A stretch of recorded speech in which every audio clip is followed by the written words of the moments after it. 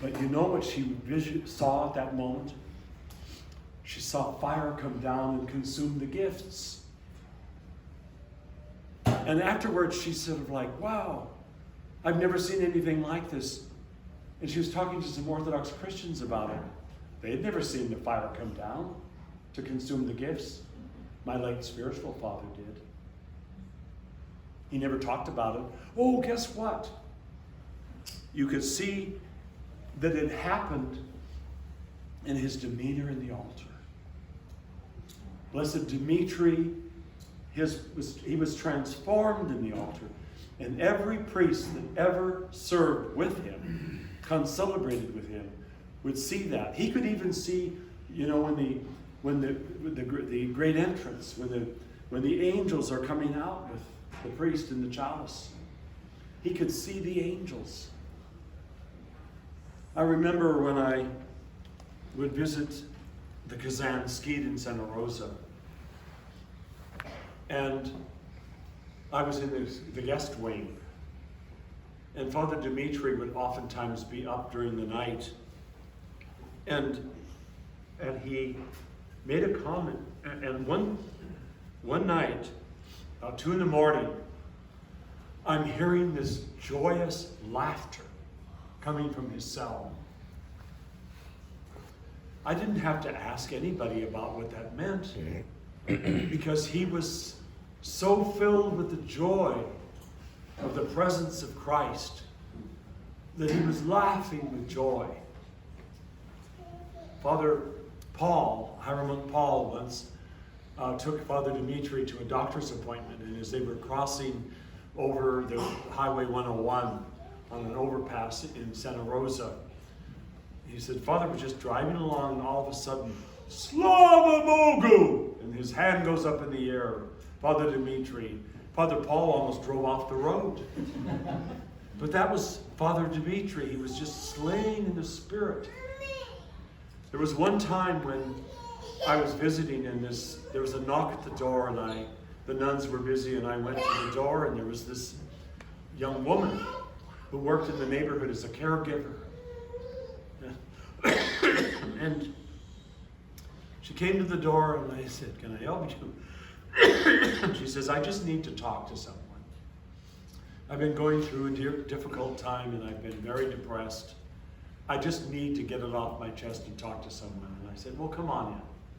So I took her into the dining room, the trapeza, and we sat down.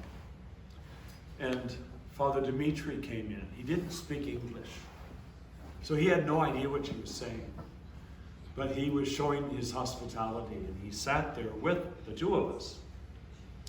And you know how it is when, if you're using a translator, and even though you're talking to this person, the translator's over here, and pretty soon, at least that has happened with me, I'm looking at the translator rather than the person I'm actually talking to. But here's Father Dimitri. He's sitting here, and this woman was here, and at short order, she figured he doesn't understand what I'm saying, so she's talking to me. And then out of the corner of her eye, she saw his hand go up. She looked over, and his hand went down. And a few moments later, she continued. She looked over, and both hands went up. And then when he saw her looking, he put his hands down. And this holy elder, I finally said to her, I said, don't worry about it. I said, I think that Father Dimitri is probably praying to an angel who's with you right now to help you. One time I went to see him about a personal issue that I was going through, and I had been suffering from a real depression. And I was even wondering, is the monastic life for me? I don't know about this. And so Abbess Susanna was there. She's my sister in Christ, and a wonderful saintly woman, a saint.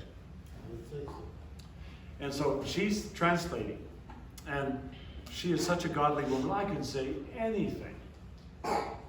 And I don't worry about her hearing what I'm saying to Father Dimitri, because she's a holy woman. And so I'm sharing my heart, bearing my soul. And all of a sudden, Father Dimitri's hand goes up, and he goes like this.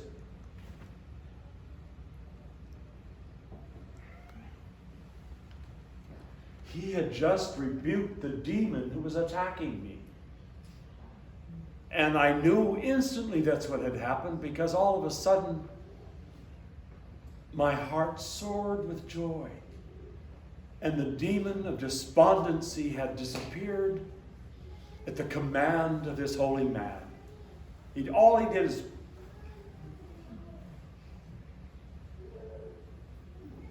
That's orthodoxy. I met an elderly man in front of our cathedral in San Francisco one day, years ago.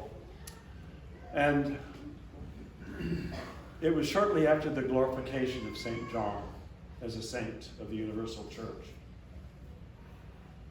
And I got to talking to this man, and he said, I have an experience with St. John when he was alive.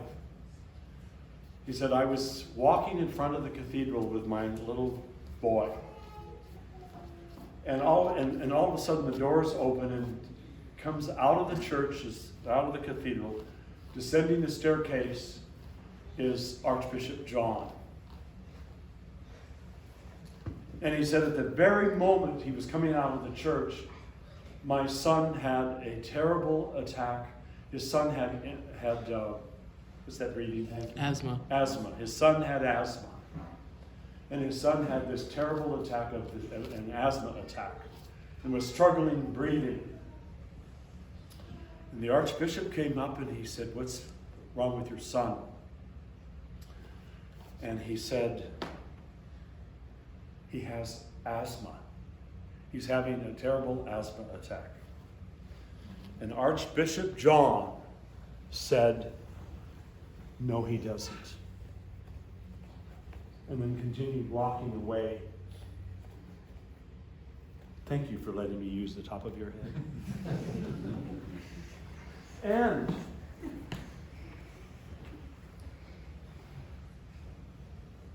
that young boy, that was the last time he had an asthma attack. He was cured on the spot. There's another occasion where Archbishop John would make some people at the cathedral angry because he would show up late for a divine liturgy, a hierarchical liturgy, and he would be not there. We're supposed to start. Where's the Archbishop? He was at the deathbed in a hospital ministering to someone who was near death. And he wasn't about to walk away while he was still needed there. This was very routine with him. And also, he was kind of a messy person, you know. His beard always was kind of diseveled. And I heard of a story of this wealthy Russian woman that had Archbishop Dimitri invited to her home. She was having a big dinner party, and she wanted the Archbishop to be there at the head of the table so that all of her friends would be impressed with her connections. And as her maid was bringing the food out and dishing up people, the Archbishop, rather than eating this course and then that course, he started combining everything into one big plate, stirring it up, and then he ate rapidly with food coming down his beard, which is this woman was like, "Oh my gosh, why did the Archbishop do that?" Because he knew why, her motives. He knew why she had him there. There was another time when there was a feast of the church, and there was a big dance party going on at the Russian Center. And a lot of the people that normally would have been at the vigil service were not there. They were at this Russian Center having this big extravagant ball. The Archbishop took one of his servers, and he had himself driven there. And did you hear about this? And he walks in with his staff. He doesn't say anything. He just walks and he looks at everyone. Not judgmentally or anything, he's just looking at them.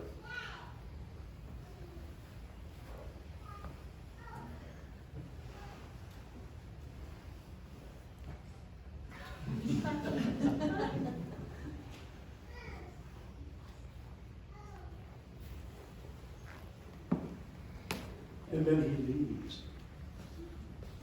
And many of the people that were there left immediately and went to the cathedral for the vigil service. He didn't need to say anything. The presence of this holy man was enough to bring people to their senses. That's what it's about. This is orthodoxy. One of my favorite stories is Blessed, or I call him Blessed, Nectario of Seattle. He was one of our bishops and had been a married man, and he was not a man of, his wife had died. So he became a monk, and then he was elected a bishop. And he became one of the vicar bishops of the diocese with the title of Bishop of Seattle. And I think I mentioned to you yesterday, or sometime, today, maybe this morning, about how he was the first bishop that I ever saw serve when I went to our cathedral in Seattle. It was before I was Orthodox by probably 15 years or more. 20 years probably. But he was loved by the young people. And he went to the Russian River every year when they had the Russian Boy Scouts camp. And did I tell you that this morning where he dove into the water? Okay. Some of you didn't hear this. So he was an Olympic swimmer for the Ukraine as a young man. And I would say he was probably, from the pictures I've seen of him, at least 3 or 4 inches taller than I am. Broad-shouldered, a big man with long white hair and a big white beard. The first time I ever went into Holy, as a monk, when we moved our monastery to Vashon Island from the Bay Area. And Father Paul and I went to St. Nicholas Cathedral to venerate the Merce streaming icon of Montreal before it disappeared. And as we walked into the cathedral, there were a bunch of little old ladies. And they looked at me and they said, "Oh, it is Bishop Nectari coming back from the dead." Because evidently I kind of looked like him.